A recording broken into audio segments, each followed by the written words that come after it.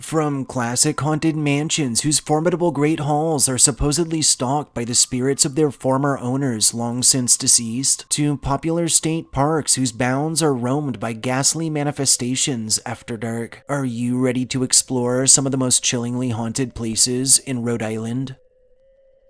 Number 5. The General Nathanael Greene Homestead. The General Nathanael Greene Homestead, also known as Spell Hall, and located off of Taft Street in Coventry, Rhode Island, is a renowned historic abode recognized for its acting as residence to American Revolutionary War General Nathanael Greene and family. Historically, this aged domicile was first constructed under Greene in 1770 as part of a property spanning 2,000 acres, and would serve as his primary family residence through the Revolutionary War, after which, in 1783, he would move to Newport and would sell the land to his brother, Jacob, and wife. The old home would remain in Greene family hands until 1899, by which time it had begun to age, and for a period following, it would act as a tenant house, until 1919, when the Nathanael Greene Homestead Association was formed, in an effort to better preserve the should-be prestigious property. In 1924, the abode would be opened as a museum. In 1972, it would be declared a National Historic Landmark, and in 2010, it would be added to the Anthony Village Historic District.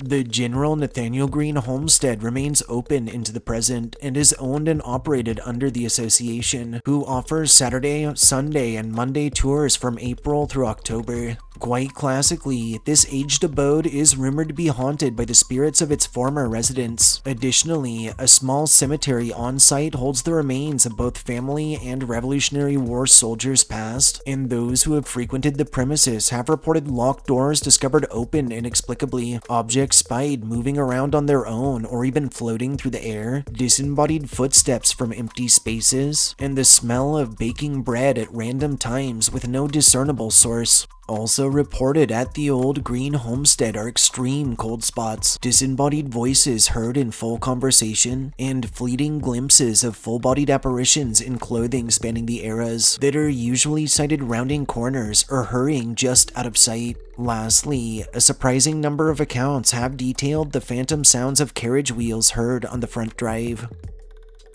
Number 4. Colt State Park.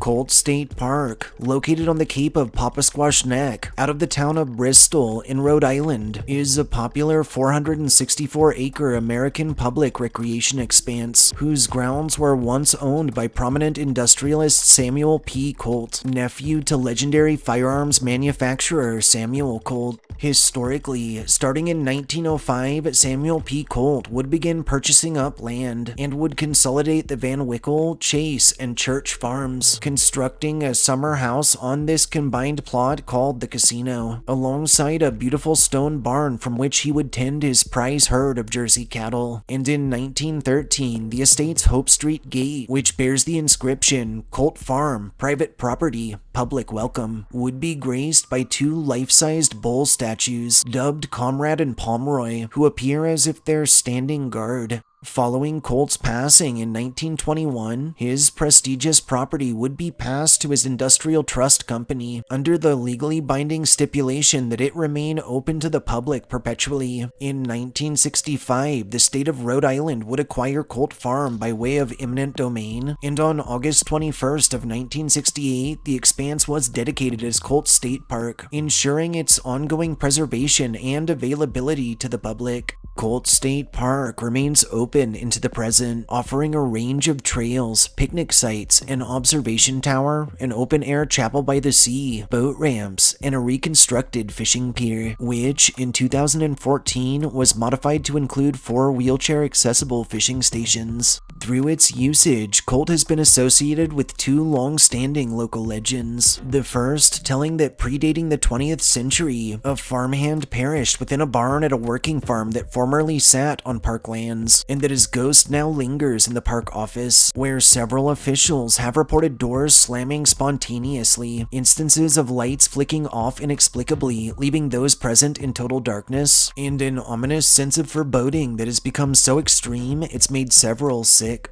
The second legend surrounding park grounds tells that 2 children drown within, and into recent times, spine-tingling stories involving hikers who are followed at great lengths by a spectral pair of little girls have surfaced every so often.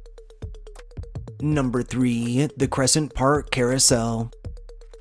The Crescent Park Carousel, also known as the Loof Carousel, and located off of Bullock's Point Avenue in the Riverside neighborhood of East Providence, Rhode Island, is a popular National Historic Landmark and tourist destination that's recognized as one of the finest and most unmodified of all of Charles I.D. Loof's surviving carousels, marking it as the perfect showcase for his authentic craftsmanship. Historically, in 1886, one George B. Boyden would lease land on the Narragansett Bay from owner of the Bullock's Point Hotel, John Davis, on which he would establish Crescent Park. And in 1892, famed craftsman and carousel builder Charles I.D. Loof would install the park's first carousel. This carousel structure was actually built atop columns on the beach, next to a 400-foot pier used by steamers traveling the Narragansett Bay and Providence River. And while we try not to make a habit of straying too far from our factual topic material, can you imagine what the view was like?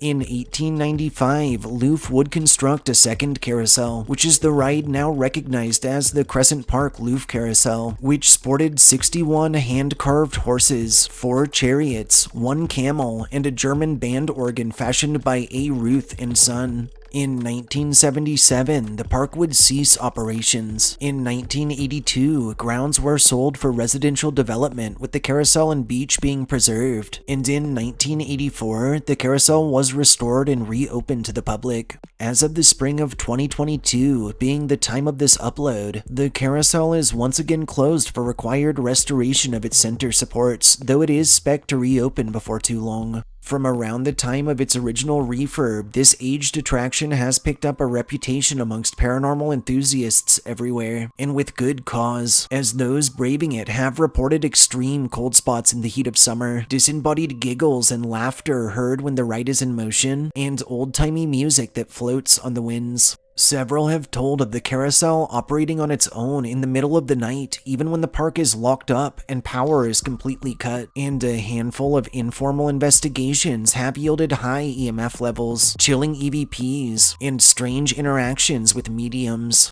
One more commonly encountered entity on site is rumored to be that of a young woman, who many have described as looking lost or hopeless as she stares off into the waters, while more chilling accounts have told of run-ins with an ominous, shadowy figure that's actually chased a few more wary adventurers straight from the property. Number 2. Seaview Terrace.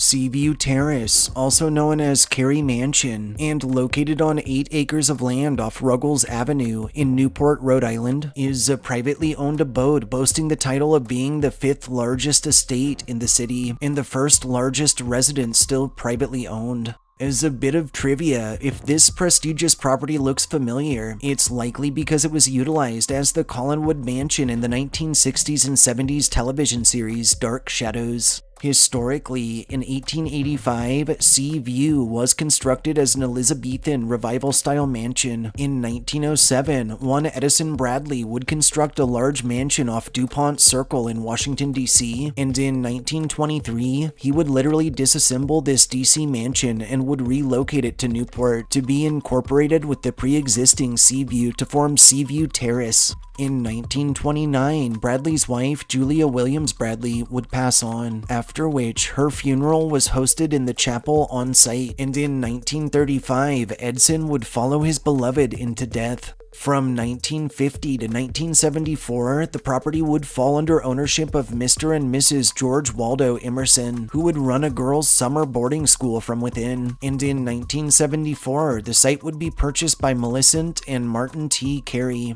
In the present, Seaview Terrace is owned by the Carey's daughter, Denise Ann Carey, and while it's currently on the market, it is a private residence and property. So unlike many of our other target locations, this one isn't open for tours or visits. On a creator to viewer level, guys, we're also asking that our viewers refrain from driving by, because just imagine if you were trying to eat dinner and had to watch car lights through your window all night long. Over its lengthy existence, Seaview has been shrouded in a number of ghost stories and local legends, with various owners, residents, and guests to its bounds reporting disembodied voices and footsteps from empty spaces, extreme cold spots and wild temperature fluctuations, and encounters with shadowy figures. Several chilling accounts describe instances in which those braving the property have had their hair pulled or have been grabbed or pushed by an unseen presence, while others tell of encounters with apparitions in attire spanning the eras, many of which are caught drifting about the Gothic Great Hall. And on numerous occasions, both neighbors and those simply walking or driving through the area have sworn they've watched as lights within the old abode flick on and off, and silhouettes move about inside during periods in which the house is supposed to be empty and its owners away. Lastly, the most popular legend surrounding Seaview tells the whole of the premises is haunted by the spirit of the wife of its original owner, Julia, who's been sighted wandering about, and also at times playing her favorite organ. Number 1. Belcourt of Newport. Belcourt of Newport, located off of Bellevue Avenue in none other than Newport, Rhode Island, is a historic house turned museum that holds the title of being the third largest mansion in the whole of the aged city, just after the Breakers and Ochre Court. Historically, Belcourt was designed as a summer cottage for 33-year-old former U.S. Representative Oliver Belmont under Richard Morris Hunt, with construction starting in 1891 and concluding in 1894. Following Oliver's untimely passing to appendicitis in 1908 and Mrs. Alva Belmont's death in France on 1933, Belcourt was passed to Oliver's 80-year-old brother Perry Belmont, who in 1940 would sell the estate to one George Waterman, who in turn in 1943 would then sell to an Edward Dunn. While Dunn never actually resided at Belcourt, during his ownership he would rent the stables to the military for a time. In 1956, Belcourt would be purchased by the Tenney family, who would reside on site until 2012, when they would sell the property to one Carolyn Raphalian, who would reopen the expanse in 2014 as a tour house complete with an art gallery and plentiful event space.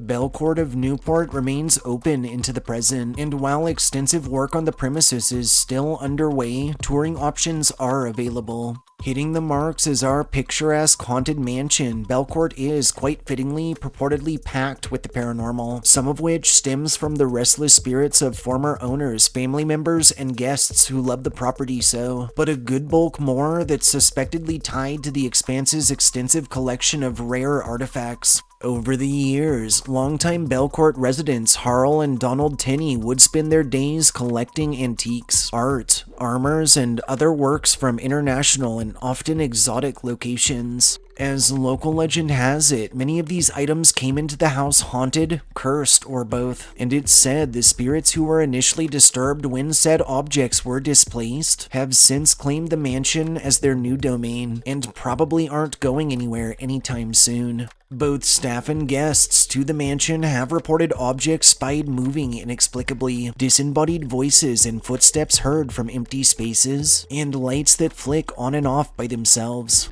A handful of accounts tell of those wandering about smelling delicious food scents with no discernible sources, while others of the constant feelings of being watched, followed, or even of being touched by a presence unseen. 2 Gothic chairs in the grand ballroom that are believed to have an evil spirit attached to them have since been roped off for safety after they literally threw a female guest across the space, and those who near them now report the air surrounding feeling unnaturally cold, while a suit of armor that's believed to be possessed has been noted both for turning its head to follow those passing, as well as for letting out horrendous moaning and squealing noises. Some say, as the soul stuck within relives his own death from a life lost long ago. Lastly, the spirit of a mysterious lady in a ball gown has been encountered in the second-floor gallery. The ghost of an older lady in pink has been sighted within the Harl Tenney room. 2 spectral dancing girls have been known to manifest in the French Gothic ballroom. The entity of a samurai has been known to spring suddenly into the realm of the living, scaring all nearby. And following the Tenney's purchase of a German wooden sculpture of a monk, a spectral version of said monk has been sighted around the house, as well as within the chapel, seemingly preparing for mass. Taking its fascinating history into account and coupling it with such a multitude of associated local legends and scary stories, we felt there really was no better choice than Belcourt of Newport as the most haunted place in Rhode Island.